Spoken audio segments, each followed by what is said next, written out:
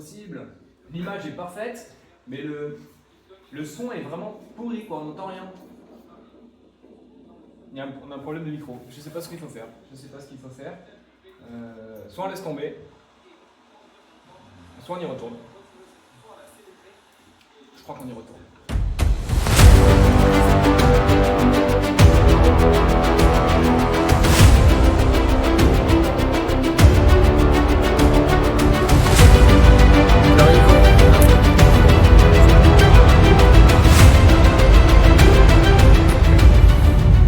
Nous arrivons au Sainte-Marie de la Mer. Vous voyez au loin là le clocher qui domine toute la Camargue. On dit que c'est vraiment le rôle, la vocation des Saintes Marie, Salomé et Jacobée de veiller comme ça sur les pèlerins qui arrivent et qui repartent. Parce que contrairement à de nombreux sanctuaires, on ne passe pas par les Saintes Marie de la Mer, nous a dit Martine tout à l'heure. On vient aux Saintes Marie, on vient prendre la bénédiction de ces saintes, et puis on repart avec leur protection. Il y a 2000 ans, ici, sont arrivées les Saintes Marie de la Mer avec Sainte Marie-Madeleine, Sainte Marthe, Saint-Maximin. C'est dans ce lieu, sur ces plages, que ont été posés pour la première fois le pied de ces saintes femmes. Et par ces pieds, par ces cœurs tout embrasés de l'amour de Jésus-Christ, eh bien, est arrivée la foi, l'évangile, la bonne nouvelle qui a illuminé ensuite toute la Gaule. Et une amie, Martine, ici, des Saintes Marie de la Mer, que nous avons visitée pour qu'elle nous raconte un petit peu toute cette histoire, toutes les sources, toutes les références, tout le culte aussi, qui continue à se célébrer ici chaque année. Elle nous a parlé comme d'un soleil, en fait, le foyer irradiant d'un soleil qui a illuminé ensuite toute la Gaule, eh bien, est parti des Saintes Marie de la Mer. Et si Marie-Madeleine est partie à la Sainte-Baume, Saint-Maximin à Aix, Saint-Lazare à Marseille, Sainte-Marthe à Avignon et puis à Tarascon où nous venons, eh bien ici demeurent toujours les Saintes Marie de la Mer, donc Marie Jacobée, Marie Salomé. Marie Salomé, c'est la mère de deux apôtres, Saint Jean l'évangéliste et Saint Jacques, l'apôtre Saint Jacques le majeur. Et puis Sainte Marie Jacobée, la mère de Saint Jacques le mineur. Donc les deux mères de trois apôtres sont ici et sont toujours demeurées ici. Pendant 15 siècles, elles ont été conservées dans la crypte de cette basilique Notre-Dame de la Mer. Et c'est en 1448 que le roi René a fait des fouilles. Nous raconterons cela tout à l'heure devant la basilique et a retrouvé ces reliques, ces corps intacts au XVe siècle. Et à partir de quoi la dévotion a pu reprendre de plus belle. Mais dès le 5e siècle, Saint Césaire d'Arles, dans son testament, avait confié à sa sœur, Sainte Césarie, pour laquelle il avait écrit une règle, les règles, la règle d'ailleurs que Sainte Radegonde, reine de France, reprendra pour ses religieuses. Eh bien, Sainte Césarie s'est vue confier le sanctuaire Notre-Dame de Ratis en latin, c'était Notre-Dame de la Barque, Notre-Dame de la Mer, en fait, ce sanctuaire-là a été confié à Sainte Césarie. Donc on sait qu'au 5e siècle, il y avait un culte ici, à Notre-Dame de la Mer, apporté par les Saintes Marie de la Mer. Toute cette histoire est merveilleuse. Nous n'avons aucune raison, je pense, de douter. Aux rationalistes ou aux historiens actuels qui ne veulent pas de cette histoire, de faire la preuve que c'est faux, de nous raconter comment cette histoire a pu être inventée. Mais a priori, tout converge et même l'archéologie corrobore la foi de nos pères qui a toujours maintenu cette tradition. Nous pensons même que Saint Louis, qui est parti 2 fois de croisade à Aigues-Mortes, à quelques kilomètres d'ici, n'a pas pu ne pas venir faire pèlerinage aux Saintes Marie de la Mer, parce que nous savons qu'il est allé à Tarascon visiter Sainte Marthe et qu'il est allé aussi visiter Sainte Marie-Madeleine à la Sainte-Baume. Donc tout cela ne fait qu'un, c'est vraiment la source, le foyer, le lieu par lequel cette évangélisation du 1er siècle que nous voulons retrouver, l'enquête que nous voulons faire, c'est ici qu'elle a commencé, c'est ici que nous voulons donc partir avec vous emmener sur les traces de tous ces apôtres dans toutes les villes où sont gardées comme ça toutes les reliques de ces saints par lesquels la France est devenue chrétienne tout de suite. Et puis ensuite, on nous a parlé aussi de cette Camargue extraordinaire que nous visitons pour la première fois, ce paysage entre ciel et mer et puis terre. Vous voyez ici un coucher de soleil merveilleux avec ce petit port. Il y a presque personne aujourd'hui, mais quand c'est la grande fête de Sainte-Sarah, fin mai, la ville des Saintes Marie est inondée comme ça de dizaines de milliers de gitans qui viennent de toute l'Europe pour vénérer leur sainte patronne. Et il en va de même au mois d'octobre. Peut-être un peu moindre, mais c'est aussi de grandes démonstrations. Et la procession se fait jusque dans la mer. Et je crois que la statue de Sainte Sarah elle-même est portée dans la mer par les gitans. alors que les Saintes Maries, c'est par les guardians de Camargue qui viennent et qui refont un petit peu de manière liturgique cette arrivée des Saintes Maries ici dans le sanctuaire. Et lors de la procession des Saintes Marie Salomé et Marie Jacobée, on rentre vraiment dans l'eau et il y a une bénédiction de la mer qui rejaillit ensuite évidemment sur tous ces rivages, sur toute cette terre, sur ses habitants, sur ses pèlerins. Mais ici, la mer est vraiment considérée comme la providence de Dieu, parce que c'est tout à fait une arrivée miraculeuse en fait qui a aidé la conversion des habitants. Et un militaire récemment a découvert, ça fait partie des découvertes archéologiques qui nous intéressent, a découvert qu'il y a comment on appelle ça, des courants marins, et que si on laisse aujourd'hui une barque à Césarée-Maritime en Palestine, eh bien elle arrive presque naturellement, si on veut, jusqu'ici. Il y a d'immenses courants comme ça qui corroborent la tradition. Donc c'était un des miracles. Et puis le deuxième miracle, nous le verrons tout à l'heure dans la basilique, c'est le puits d'eau douce, alors qu'ici il n'y a que de l'eau salée, mais ce puits d'eau douce qui a été miraculeusement, qui a jailli à la prière de Sainte Marie Salomé et Marie Jacobée. Et puis enfin la découverte du premier autel sur lequel la première messe a été dite en Gaule par Saint Maximin. Nous allons voir ça tout à l'heure dans la basilique. En 1448, le roi René d'Anjou, le comte de Provence, roi de Sicile et de Jérusalem, un homme extraordinaire, est à Aix-en-Provence et il écoute un prédicateur lui parler de tous ces saints de Provence et en particulier des Saintes Maries de la Mer qui se trouvent aux Saintes Maries de la Mer en Provence et que peut-être si on cherchait, si on fouillait, on trouverait les corps de ces Saintes Maries. Et il entend ça et en fait, mu par l'inspiration du Saint-Esprit, le roi René décide de réunir son conseil et d'organiser des fouilles archéologiques en plein 15e siècle aux Saintes Maries de la Mer ici. Et il fait venir 9 personnes. D'abord, avant de faire venir les 9 personnes, il enquête. Il interroge les personnes d'art, les personnes des Saintes Maries de la Mer, il se renseigne, il découvre qu'il y a des processions. Un homme lui raconte que le grand-père du grand-père de son père assistait à des processions aux Saintes Maries de la Mer et qu'il a vénéré les reliques des Saintes Maries. Donc le roi René, une fois qu'il a pris tous ces témoignages, organise les fouilles avec ces 9 personnes et qui descendent dans cette église qui n'était pas si grande que ça à cette époque-là. Et ils descendent et ils commencent à creuser.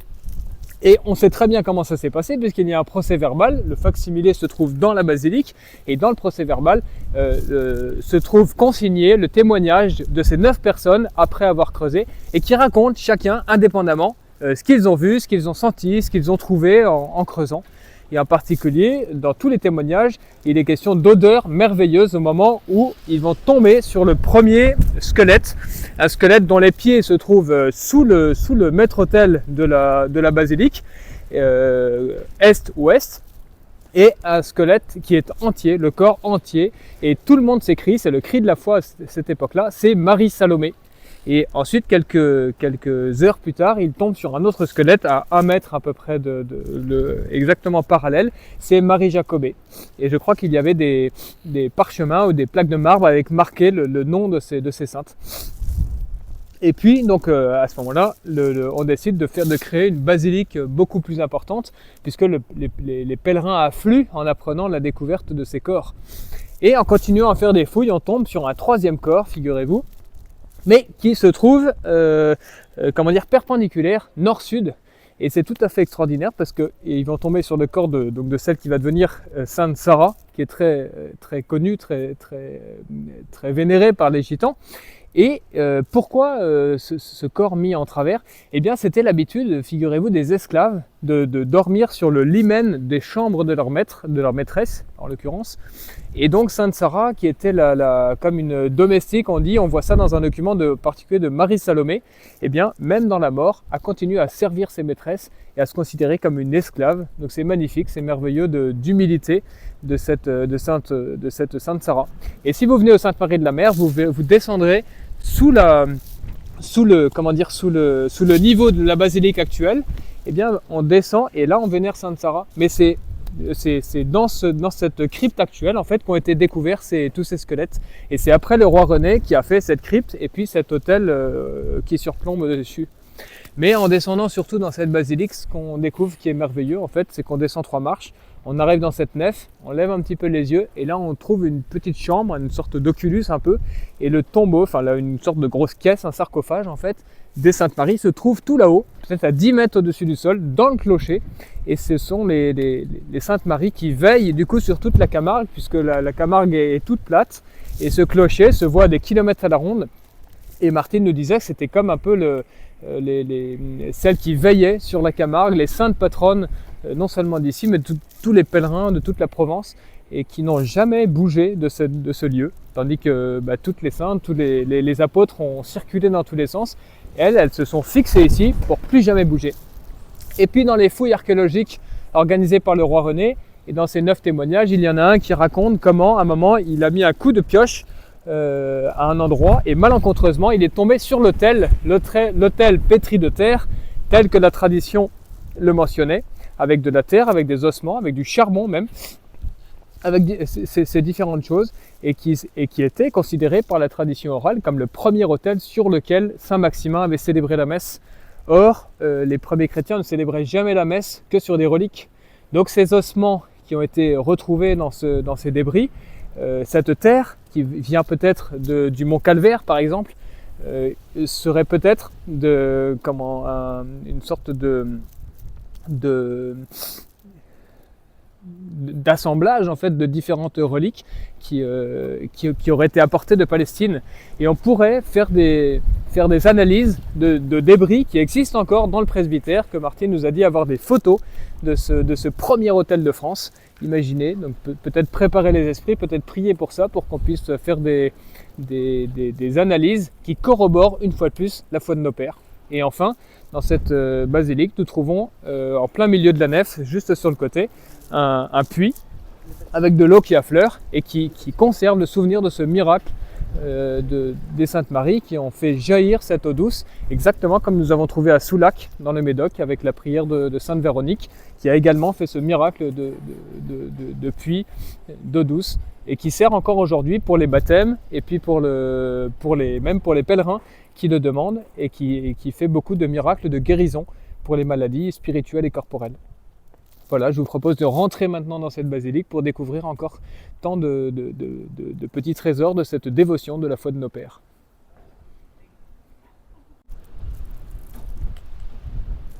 Voilà, nous allons rentrer maintenant dans cette basilique, descendre les marches. Voilà, et découvrir tout là-haut donc les Saintes Maries dans cette tombe qui se conserve tout là-haut, au-dessus du chœur. Cette lampe à huile qui brûle jour et nuit. Et régulièrement, la lampe est descendue pour que le sacristain puisse les approvisionner en huile. Le long de la basilique se trouve une pierre qui est un témoignage en fait de cette découverte archéologique des corps des Saintes Maries de la Mer, puisque le chef des 2 Saintes Maries reposait sur ce qu'on a appelé l'oreiller des saintes, que vous voyez ici, une pierre de marbre blanc sur laquelle reposaient les Saintes Maries, que les pèlerins viennent maintenant vénérer comme une relique secondaire. Notre-Dame de la Mer qui se trouve ici, sur une pierre qu'on dit être un cippe, c'est-à-dire une pierre tombale funéraire romaine, réemployée ici comme piédestal de la Vierge. La crypte de Sainte Sarah en dessous, avec au-dessus le chœur, proprement dit, avec des colonnes dans le fond qui semblent remonter à un sanctuaire plus ancien. Tout là-haut, donc le tombeau des Saintes Maries qui est descendu 2 fois par an pour la fête de Sainte Sarah, pour la fête des Saintes Marie Salomé. Ici les ex-voto, en action de grâce de toutes les guérisons qui ont dû être faites, les miracles dus à la dévotion de Sainte Marie. Et puis le fameux puits du miracle fondateur, et qui peut encore s'ouvrir donc régulièrement. Voilà, cette basilique magnifique que nous devons à la dévotion d'un roi, du roi René d'Anjou, comte de Provence, roi de Sicile et de Jérusalem.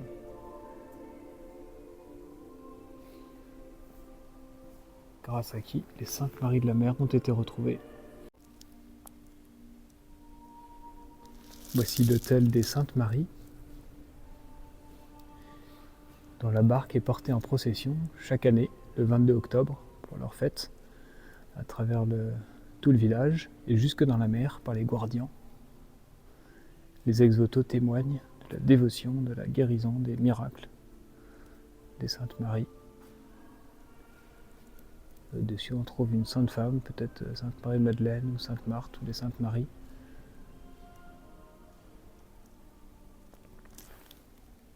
Ici se trouve un fac-similé remarquable en parchemin du procès-verbal de 1448 qui raconte la découverte, comment est-ce que ces 9 hommes ont trouvé tour à tour Marie-Salomé, puis Marie-Jacobée, puis Sainte Sarah, puis l'autel pétri de terre, premier autel chrétien en Gaule.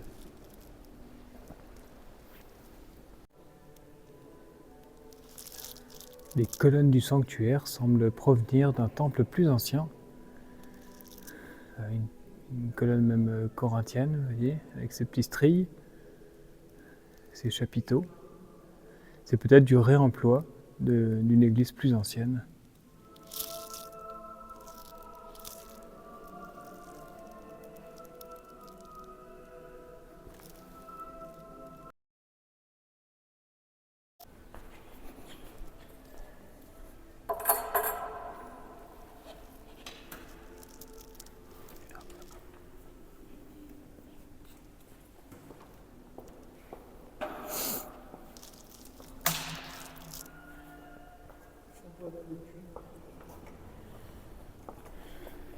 Ah, l'eau est claire, oui.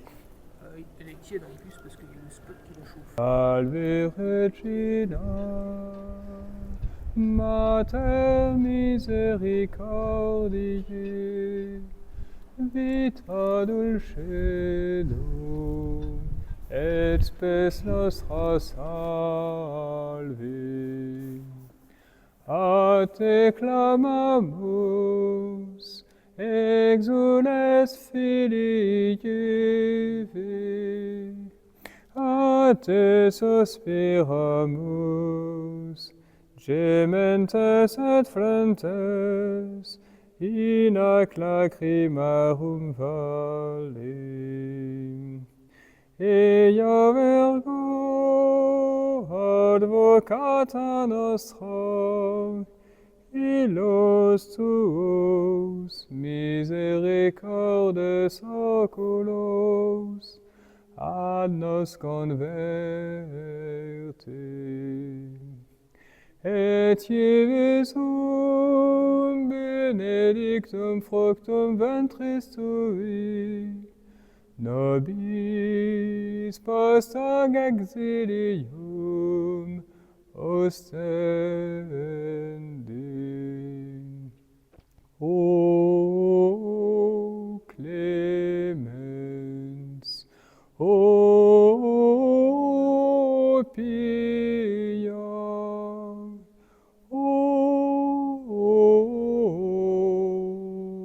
dulcis Virgo Maria. Notre-Dame de la Mer, Sainte Marie-Salomé, Sainte Marie-Jacobée, Sainte Sarah, Sainte Provence, priez pour nous. Et bénissez-nous.